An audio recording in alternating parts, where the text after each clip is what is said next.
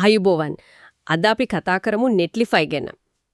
Netlify දැන් ගොඩක් දෙනෙක් අතර කතා බහට ලක් වෙන platform එකක් නේද? අනිවාර්යෙන්ම නවීන වෙබ් අඩවි හදන්න එක, deploy කරන්න එක, host කරන්න එක හරිම සරල කරලා තියෙනවා කියලායි කියන්නේ. අපි මේකට මූලාශ්‍ර කීපයක් බැලුවා. Netlify YouTube වීඩියෝවක්, Wikipedia අපේ සිංහල සටහනකුත් තිබුණා. Reddit වලත් මේ ගැන කතා වෙලා තියෙනවා. හරි. ඉතින් අපේ අරමුණ තමයි Netlify කියන්නේ හරියටම මොකක්ද? ඒකෙන් කරන්න පුළුවන් දේවල් මොනවද? ඇයි ඒක වැදගත්? ඔය වගේ දේවල් ටිකක් ගැඹුරින් බලන එක. හොඳයි. පටන් ගමු එහෙනම්.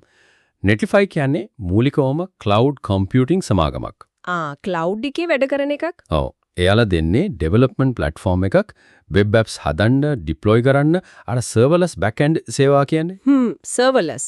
ඒ කියන්නේ server නෑ කියන එකද? හරියටම එහෙම නෙවෙයි. ඒ කියන්නේ developer විදිහට අපිට server manage කරන එක ගැන වද වෙන්න ඕන නෑ. හරි. ඒක ලොකු දෙයක්. අර DevOps එහෙම ඒ සංකීර්ණ දේවල් නැතුව? ඔව් ඒ බර අඩු කරනවා. විශේෂයෙන්ම අර static web අඩවි වලට. ඒක තමයි මටත් ඒක විශේෂයෙන්ද හිතුණා. කලින් හදපු HTML, CSS, JS files තියෙන අඩවි වලද නේද මේක නියමෙටම වැඩ කරන්නේ? හරියටම හරි.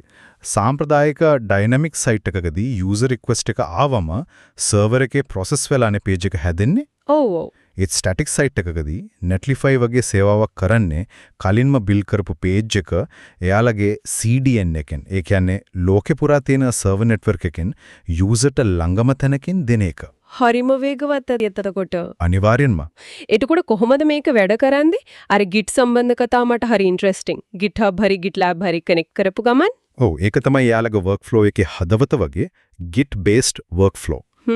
ඔයාගේ කෝඩ් එකේ change එකක් push කරපු ගමන් Netlify එක අඳුරගෙන auto build කරලා deploy කරනවා. continuous deployment කියන්නේ ඒකට. තත්පර 5න් setup කරන්න පුළුවන් කියලාත් මම දැක්කා YouTube එකේ. පුළුවන්. setup එක හරිම සරලයි. ඒ වගේම අර CDN එක global edge network එක නිසා ලෝකේ කොහෙලිටියත් වේගෙන් load වෙනවා. තව අර serverless functions ගැනත් කිව්වා නේද? ඒ මොනෝද? ඒක වැදගත්. අපිට backend logic ටිකක් දුවවන්න ඕන නම් ඒ කියන්නේ API එකක් හදාගන්න, form submission එකක් handle කරන්න. ඒකට වෙනම server එකක් maintain කරන්නේ නැතුව පොඩි code functions විදිහට ලියලා Netlify එක දුවවන්න පුළුවන්.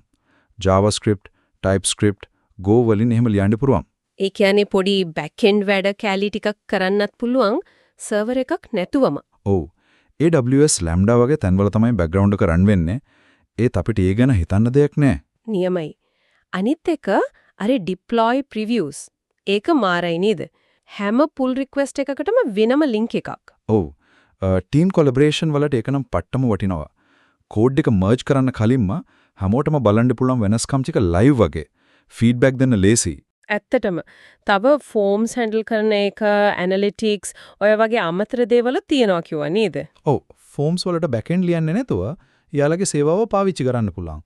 server side analytics තියෙනවා, user management, Stripe වගේ සේවාව එක්ක integration ගොඩක් දේවල් තියෙනවා.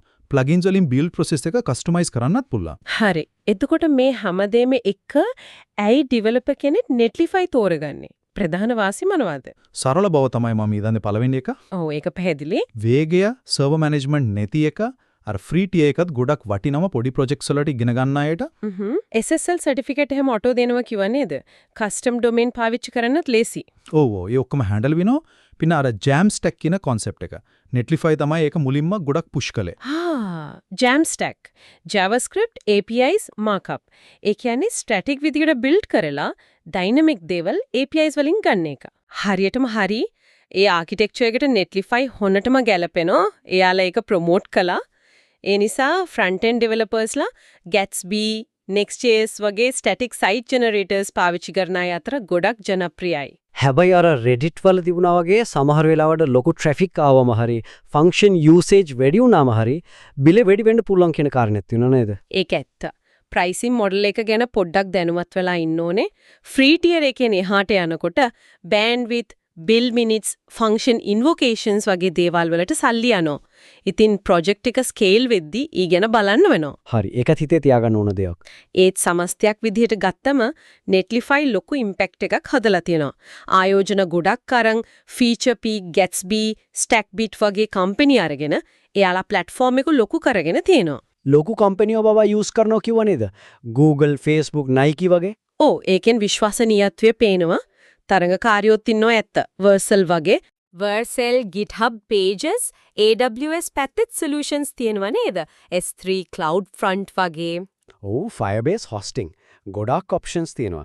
ඒත් Netlify වල තියෙන ඒකාබද්ධ integrated අත්දැකීම අර developer experience එක ගොඩක් හොඳයි කියලා තමයි පිළිගැනීම තියෙන්නේ.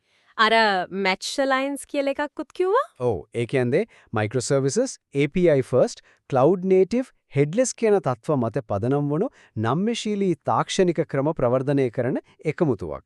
Netlify එකේ සමාජිකයෙක්. ඒ කියන්නේ එයාලා ඉන්නේ අලුත් ට්‍රෙන්ඩ් එක. හරිව පැහැදිලි. එනම් සාරාංශයක් විදිහට කිව්වොත් Netlify කියන්නේ නවීන වෙබ් ඩෙවලොප්මන්ට් වලට විශේෂයෙන්ම Jamstack ළමයට හදන්න සයිට් වලට ඉන්ෆ්‍රාස්ට්‍රක්චර් ගැන වද නොවි වේගෙන් වැඩ කරගන්න පුළුවන් හරිම පවර්ෆුල් ප්ලැට්ෆෝම් එකක්. හරියටම හරි. ඩෙවලොපර් කෙනෙකුගේ ජීවිතේ ලේසි කරන මෙවලමක්.